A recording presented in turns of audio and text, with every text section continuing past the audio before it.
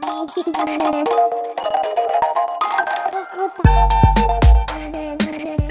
j'espère que vous allez bien. Bienvenue dans cette nouvelle vidéo. Je suis super contente de vous retrouver pour une vidéo spéciale Noël et spécifiquement cadeau de Noël. C'est la 4e année que mon appartement se transforme en petit atelier de lutin car je fabrique tous mes cadeaux moi-même. J'en ai retiré quelques leçons, donc je me suis dit que c'était l'occasion de vous les partager et aussi de vous proposer quelques idées de cadeaux à faire soi-même.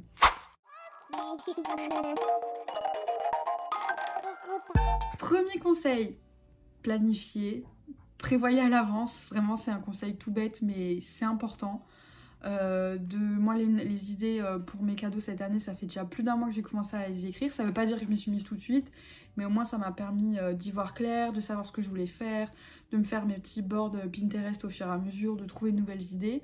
Donc ça m'a beaucoup aidé cette année. Bon, j'ai pas encore fini, mais je pense que pour une fois, je vais être pas trop mauvais à m'arracher les cheveux des soirs entiers juste avant de partir et prendre le train. Donc voilà, planifiez bien à l'avance et surtout assurez vous que vous avez le matériel nécessaire pour faire ce que vous voulez à l'avance, parce que si on se retrouve à pas trouver quelque chose au dernier moment, on doit changer ses plans, on peut être contrarié, donc vraiment planifiez, organisez-vous, c'est le premier truc. Deuxième conseil, ne choisissez pas des projets trop longs.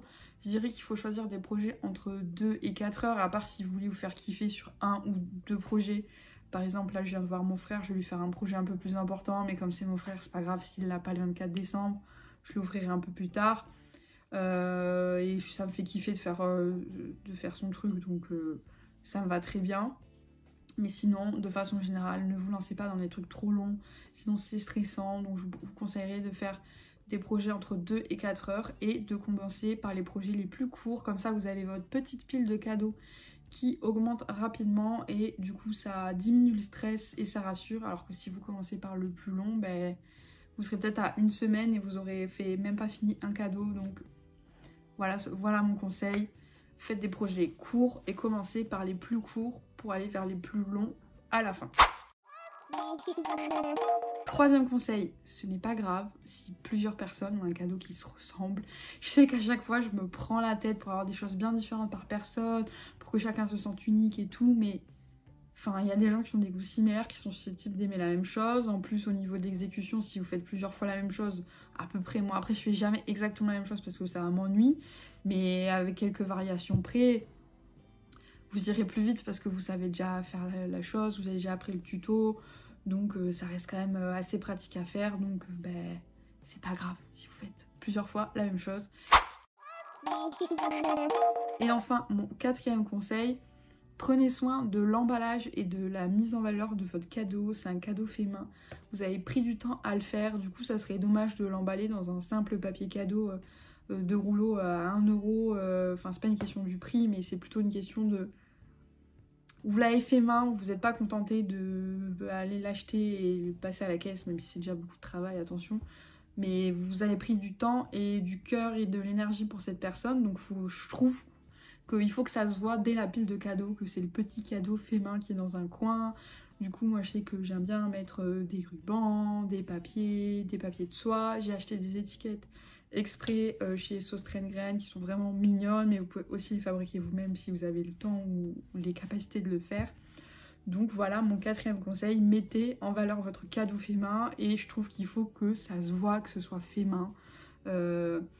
Moi je cherche jamais un résultat qui est parfait, qui est comme si je l'avais acheté dans la boutique, parce que justement je l'ai pas acheté dans la boutique, je l'ai fait moi-même. Donc je trouve que le côté fait main et irrégulier, il est important, il faut l'assumer, et moi c'est quelque chose qui est de plus en plus important avec les années, c'est ne pas complexer, et en fait c'est bien que ce soit pas sorti d'un magasin mais de vos petites mains, donc que ça se voit.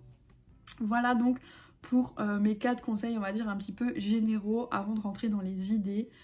Niveau idées, j'ai hésité à ranger un petit peu par genre et par âge au début, et après je me suis dit c'est bête parce que un cadeau pour quelqu'un qui a 10 ou 60 ans, ça peut être le même, ça lui fait plaisir, et selon les genres, je trouve ça un peu con, alors qu'on est en 2022, de classer les choses par genre, les hommes, les femmes et tout. Enfin, donc j'ai préféré faire par trait de personnalité ou par intérêt, donc les catégories, genre les cadeaux pour les écolos, même si en vrai tout le monde devrait l'être. Mais bon, vous voyez si c'est leur centre d'intérêt particulier, pour les créatifs, les fans de déco, les gourmands, enfin voilà, j'ai rangé un petit peu toutes ces catégories-là. Bah, j'arrête de parler parce que je fais que blablater et c'est parti pour les idées. Donc la première, c'est catégorie, c'est les idées pour vos proches écolo. On va parler réutilisable, éco-responsable, upcycling. Même si évidemment tous les projets sont un peu tournés sur ces valeurs-là. Là, c'est vraiment pour vos proches qui achètent du vrac, qui réutilisent tout. Donc la première idée, l'incontournable, c'est le coton réutilisable. En plus du fait que c'est du coton réutilisable et que ça évite la consommation de coton jetable, vous pouvez également les faire en réutilisant vos chutes. Donc on a de l'upcycling dans un truc qui est déjà écolo. Donc là on est sur un objet doublement éco-responsable. Donc ça peut faire que plaisir.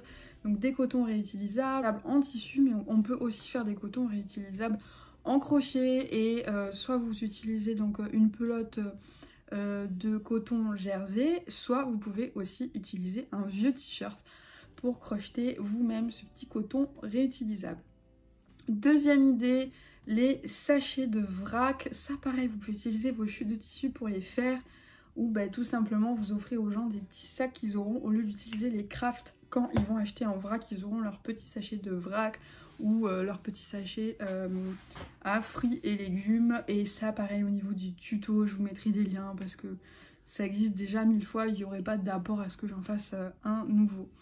Et la troisième idée pour vos proches éco-responsables, pour changer un petit peu du tote bag, c'est le sac pour ramener sa bouteille de vin ou son petit gâteau fait main le dimanche midi au repas de famille ou au repas entre amis. Donc vraiment votre petit cabas réutilisable spécifiquement, soit pour votre bouteille parce que dans votre tote bag ça va se casser la tête et c'est pas top. Le sac à gâteau pareil, si vous le mettez dans un tote bag ça va se casser la tête, donc il y a des sacs exprès qui existent pour ça et je trouve ça vraiment top. Et comme ça quand on va le chercher au boulanger, au pâtissier, on prend pas la poche en plastique, on a directement notre petit sac en tissu spécial gâteau.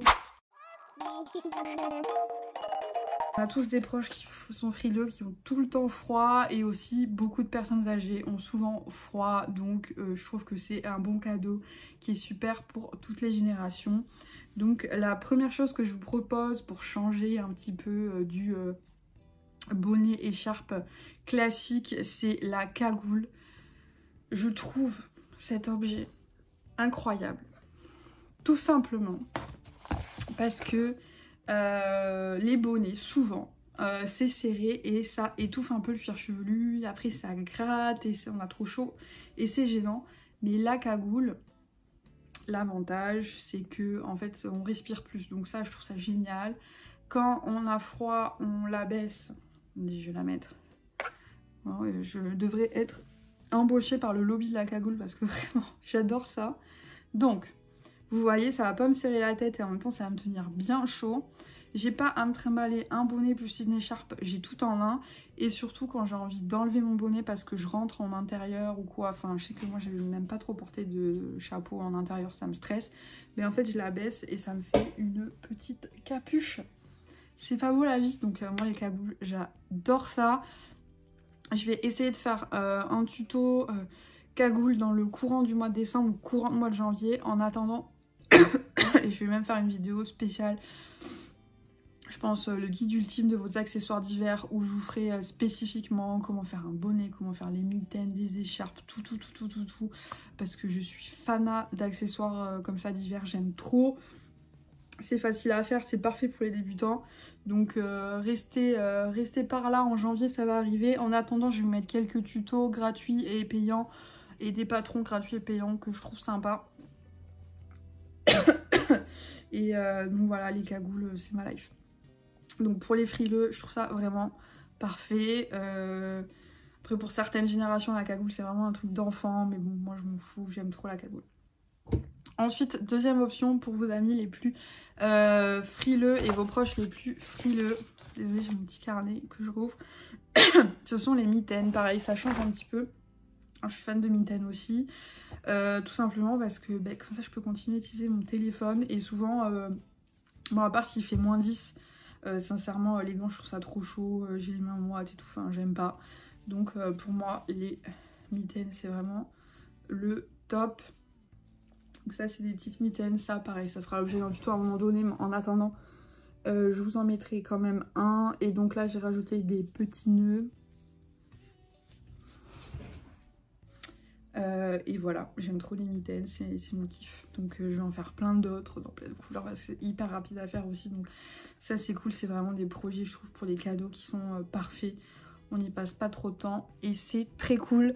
Et enfin, le troisième cadeau, évidemment, il y a toujours bonnet, écharpe en option, mais je voulais changer un petit peu pour vous proposer des idées différentes. C'est de faire des cols roulés amovibles. Ça, j'aime vraiment, vraiment bien parce que des fois, on a notre petite blouse, on a mis notre petit damar dessous, on est content, on n'a pas forcément envie de mettre un gros pull pour sortir dehors.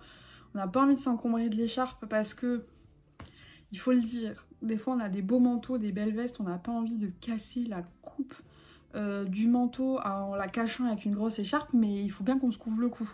Donc je trouve que cette option elle est vraiment top. Donc c'est un petit col roulé amovible. Bon là, avec cette tenue, je pense que ça va pas donner grand chose.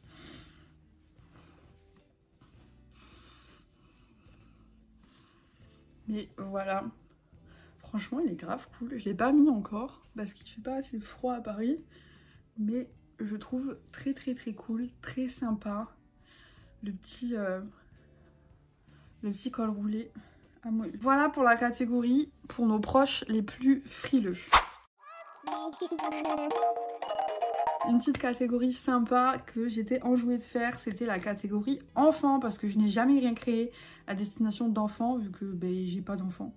J'en ai un petit peu dans mon entourage, donc je me suis dit que ce Noël, j'avais envie de me faire kiffer et de les faire kiffer en faisant des petits objets d'enfants.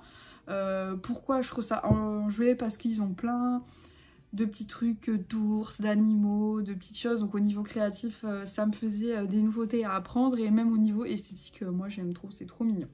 Donc la première chose que je vous propose dans la catégorie enfants, c'est de faire des petites cagoules bonnets animaux. Donc bon là c'est une taille bébé, je vais la mettre sur ma tête parce que le crochet a l'avantage d'être extensible. Donc là j'ai fait un petit chapeau d'ours.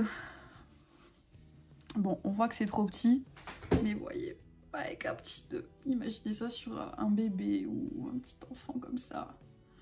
Tout paisible avec son chapeau ours. Franchement, n'est-il pas mignon ce petit truc? Voilà. Donc ça, j'aime trop. C'est trop mignon. Donc ça, j'aime trop, le petit chapeau ours. Ensuite, un deuxième cadeau que je trouve cool pour éveiller un petit peu la magie chez les enfants, c'est leur faire un vêtement un peu genre emblématique de leur héros préféré. Et je sais qu'il y a un enfant dans mon entourage qui est fan d'Harry Potter. Et du coup, quand j'ai reçu ma nouvelle machine Sandro pour tricoter en rond, je me suis dit que j'allais lui faire une écharpe Gryffondor. Donc voilà. Donc j'aime trop la petite écharpe Gryffondor en mode Harry Potter. Comme ça, bam, rouge et doré. Et ça pareil, c'est des projets qui sont courts, qui sont faciles à faire et qui ont un petit résultat, je trouve, bien mignon. Évidemment, vous pouvez faire son école préférée chez Harry Potter, mais vous pouvez aussi évidemment trouver des héros qui ont un petit comme ça truc emblématique à lui reproduire. Je trouve ça super sympa. Et pour toujours plus de magie aussi, bon là j'ai rien à vous montrer, mais je vais le faire ce mois-là, donc je ferai peut-être un tuto. Mais en soi, vous pouvez déjà aller voir ma vidéo YouTube sur la cape du petit chaperon rouge, parce que je vais exactement partir de cette base-là. C'est faire un petit déguisement de magicien, magicienne, slash sorcière, où donc je vous mets la photo avec donc une petite cape peut-être dans les bleus avec des grosses étoiles dorées et le petit chapeau assorti pour vraiment genre éveiller l'univers et la créativité des enfants. Je trouve ça vraiment sympa. Enfin, c'est aussi pour ça moi que je crée, que je couds, c'est pour créer des univers et faire parler l'imagination. Donc je trouvais ça trop sympa. On peut aussi faire pour des fées, après ça dépend de la personnalité. Je sais que la petite fille pour laquelle je vais l'offrir, je lui ai demandé si elle préférait princesse ou sorcière et elle m'a répondu sorcière. Réponse que j'ai d'ailleurs beaucoup aimée. Donc forcément je vais m'embrancher dans ce truc là et lui prendre lui faire la petite tenue de sorcière. Donc en gros ce que je vais faire, c'est que je vais faire la même base que le corps de ma cape de petit chaperon rouge. C'est juste qu'au lieu de le couper une fois, je vais le couper 2 fois. Comme ça je vais pouvoir le doubler. Dans la doublure, je vais glisser mon ruban et ensuite je vais juste venir coudre des étoiles dorées dessus. Ça, c'est un projet couture super rapide, surtout si c'est pour un enfant, ça va pas demander 10 tonnes de tissu, donc c'est le top. Donc voilà pour la catégorie enfant. Attendez, non, pour la catégorie enfant, j'ai encore oublié un truc. C'est évidemment les amigurumi, cette technique de crochet pour faire des petits personnages ou des reproductions de petites choses réalistes. Et pour changer un petit peu de la peluche, ce que je trouve super sympa et que je vais faire pour une petite fille de mon entourage, c'est de faire des petits aliments en crochet pour qu'il puisse jouer. Et je pense que je vais essayer de lui faire un petit hamburger parce que je pense que ça va être trop mignon. En plus ça c'est parfait pour utiliser ces fins de pelote. J'ai vraiment 10 tonnes de couleurs différentes en stock. Donc peut-être un petit burger avec quelques frites s'il me reste du jaune quelque part. Ça va être trop mignon. Donc voilà pour les cadeaux pour les enfants. Ensuite les cadeaux pour les gourmands. Alors la première idée de cadeau pour nos amis les gourmands, c'est de faire un tablier de cuisine. Ça mais pareil, un peu en patchwork. Et donc ça, encore un projet qui nous permet d'utiliser nos chutes. Décidément c'est la vidéo de la chute. Voilà, un petit tablier. Je l'ai pas encore fait mais c'est sûr que je ferai un tuto. Mais en attendant je vous en mettrai un autre si j'en trouve un autre. Donc l'idée c'est que je réutilise plusieurs chutes différentes et que je fasse un petit tablier patchwork avec des petits froufrous et des petits fri-fri sur les côtés. Donc première idée pour nos amis les gourmands. Ensuite une deuxième idée c'est de faire des serviettes de table et broder les initiales. Ça c'est quelque chose que je vais offrir à des parents et donc une famille, ils sont plusieurs. Donc ce que je voulais faire c'était une serviette de table pour chacun avec l'initiale de chaque personne. D'un point de vue couture c'est hyper rapide. La petite broderie ça va être rapide et en même temps ça permet de faire un petit cadeau personnalisé un peu mignon qui vous fera penser à vous un peu tous les jours puisque les serviettes de table on les utilise tout le temps. Donc je trouve que c'est une chouette idée, très mignonne et évidemment la présenter dans une jolie boîte, voilà. Et enfin la dernière idée pour les gourmands, alors là c'est ni de la couture ni du crochet, c'est plus du dessin et l'illustration mais je trouve ça super sympa. En tout cas si j'avais le temps je ferai ça, peut-être qu'une année je ferai ça et je l'offrirai à tout le monde. C'est de noter ses recettes favorites, enfin un peu chacun a sa petite spécialité, même ceux qui cuisinent pas énormément. Et donc en fait de noter recettes comme si on faisait un livre de recettes avec ses propres recettes. Et donc de chacun de détailler les ingrédients, comment on fait, donc bien sa petite recette, sa spécialité. J'aime beaucoup faire à manger, donc des spécialités j'en ai pas mal. Et par exemple si je devais le faire, je ferais ma recette de lasagne, je ferais ma recette de tourte. Et je ferai peut-être une recette supplémentaire, un peu une recette idée quand t'as plus rien dans le placard, voilà. Mais je suis très fan de plats mijotés, ou même une recette de bourguignon et tout ça, ou un petit tagine. Donc on note toute la recette, on peut soit le faire à l'ordi, soit à la main, ça peut être vraiment mignon.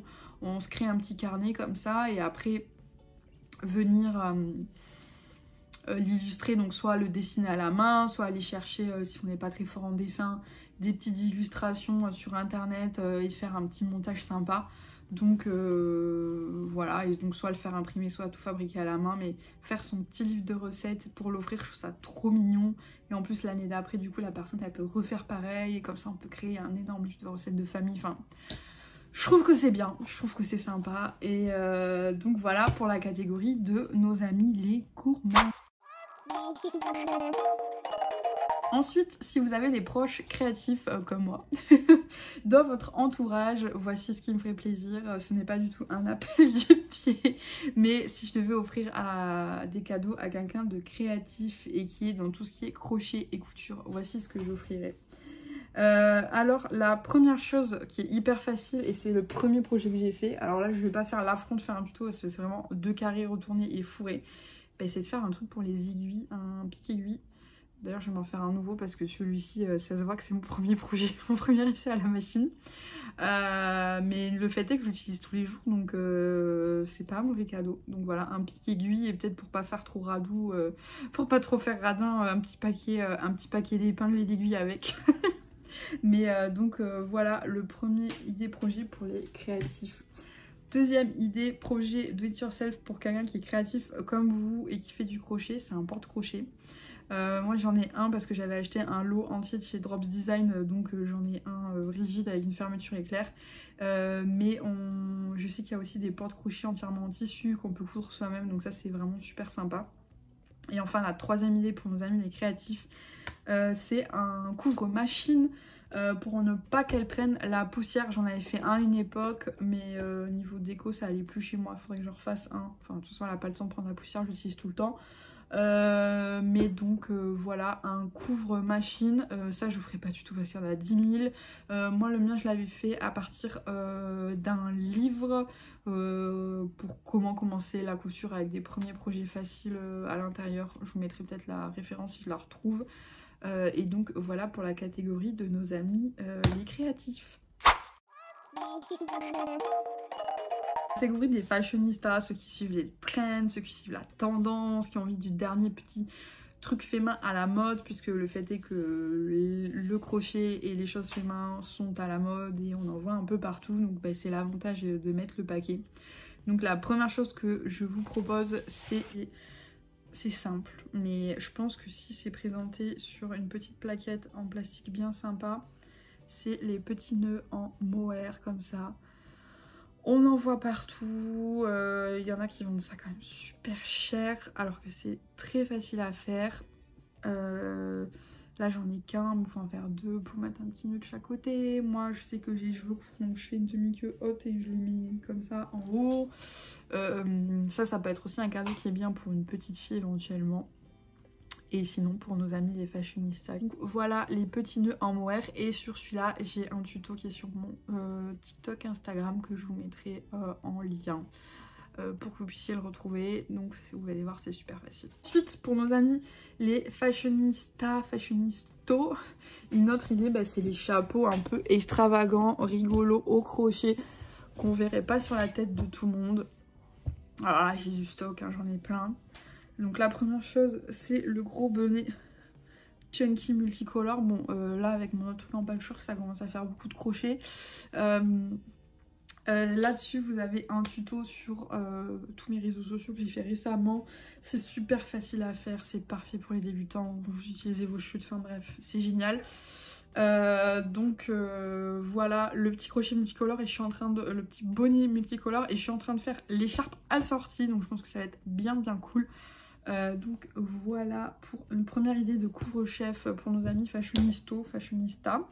Ensuite une deuxième option c'est le bob en crochet, mais alors ça c'est facile, on peut en faire de toutes les formes, toutes les tailles. Celui-là il est un peu en mode je suis une fleur et je suis mignonne. Ensuite j'en ai un autre un peu plus en mode j'achète du vrac et je vote Mélenchon. Donc voilà, que je mets pas très souvent d'ailleurs celui-là. Parce qu'il est un peu spécial quand même, je vais peut-être récupérer la laine. Donc voilà pour ce ici. Et donc voilà pour les idées des chapeaux un peu extravagants pour nos amis fashionistas. Et ensuite un deuxième élément fashion, ce sont les cols à disposer partout. On en voit partout en ce moment. Paloma Wool, ce genre de choses, ce genre de marque. Et donc ça vous avez un tuto sur ma chaîne YouTube, donc sur cette chaîne. Il suffit d'aller voir dans mes vidéos, dans ma playlist crochet. Et donc vous avez le petit col comme ça. Bon avec ce tenue on se l'accorde, ça va pas du tout. Donc voilà en version violet aubergine. Donc ça par exemple typiquement je vais le mettre sur une veste en cuir, sur une veste en jean, sur un gros pull, genre une espèce de gros sweatshirt pour casser un peu le côté petite fissage. Et ensuite vous avez aussi la version couture qui est dans la même vidéo, dans le même tuto. avec un maxi col à mettre pareil sur un beau pull ou même sur une robe. Bon, donc voilà pour nos amis les fashionistas. La dernière catégorie, ça va être pour nos amis les fans de déco. Ça, je vais le faire cet après-midi. Donc normalement, je pense que le tuto va sortir à peu près en même temps que cette vidéo. Donc sur TikTok et Insta, enfin 1 ou 2 jours près. Et donc c'est de faire des petits objets avec de l'argile auto-durcissante. Donc moi ce que je vais faire beaucoup, c'est soit des coupelles d'entrée pour mettre ses clés, des choses comme ça, soit des coupelles avec un peu de relief pour mettre ses bijoux. Faire aussi un petit champignon pour faire pour caler ses boucles d'oreilles. Je vous mets toutes mes photos que je vais les faire. Ensuite il faut que ça sèche, ensuite il faut les peindre. Donc moi j'ai un stock peinture acrylique à n'en plus finir, donc je vais peindre avec de l'acrylique. Et ensuite je mettrai une dernière couche avec du vernis transparent pour les ongles pour que ce soit un peu plus waterproof, même si évidemment ce sera pas à mettre sous l'eau. Mais bon, comme ça au moins on pourra le nettoyer. Et puis s'il y a les mains un peu humides et tout, quand on sort de la douche, quand on veut prendre les bijoux, ça ira. Donc voilà. Et enfin la dernière idée pour nos amis les fans de déco, c'est de prendre un objet qui kiffe et de le recouvrir entièrement avec vous savez, les petits miroirs pour faire comme une boule disco. Des tutos comme ça en ce moment il y en a une tonne. Donc pareil, je vous mets un tuto, je finirai par en faire, c'est sur ma liste de tutos à faire, mais je pense que je le ferai pas ce mois-ci. Et en attendant, vous avez vraiment beaucoup de tutos sur tous les réseaux sociaux. Donc je vous en mettrai 1 ou 2. Donc vous pouvez avoir un exemple en miroir, mais en vrai vous pouvez recouvrir vraiment n'importe quel objet tant que la base est bien préparée et que vous avez vraiment des petits morceaux de miroir. Donc et enfin la dernière idée pour les fans de déco, ça je vous mets le lien, j'ai fait ça il y a quelques temps quand j'ai déménagé. En gros vous prenez un miroir qui est adhérent au... qu'on peut coller sur le mur. En général, ces miroirs-là, il y a des double faces qui sont inclus quand vous l'achetez, mais vous pouvez acheter aussi du double face spécial salle de bain miroir. Et dessus, vous allez pouvoir écrire un petit mot, un petit motif ou un petit truc inspiration dessus au Posca, dans des écritures un peu 76. Et voilà, ça fait le taf, c'est rapide et je trouve ça super mignon comme projet. Donc voilà pour nos fans de déco et j'en ai fini pour ce gros guide déco do it yourself Noël 2022, puisqu'évidemment je pense que d'ici l'année prochaine j'aurai encore plein d'autres idées. J'espère que cette vidéo vous a plu. N'hésitez pas à mettre un petit commentaire pour me dire quel projet vous avez fait, quel projet vous avez envie de faire et éventuellement d'autres idées que vous avez. Je serai très curieuse de voir ce que vous avez fabriqué pour tous vos proches pour Noël. Donc n'hésitez pas à me laisser un petit mot ici sous cette vidéo ou sur n'importe quel de mes réseaux sociaux. Je réponds à tout le monde et je suis ravie de pouvoir échanger. C'est une des raisons pour lesquelles je partage.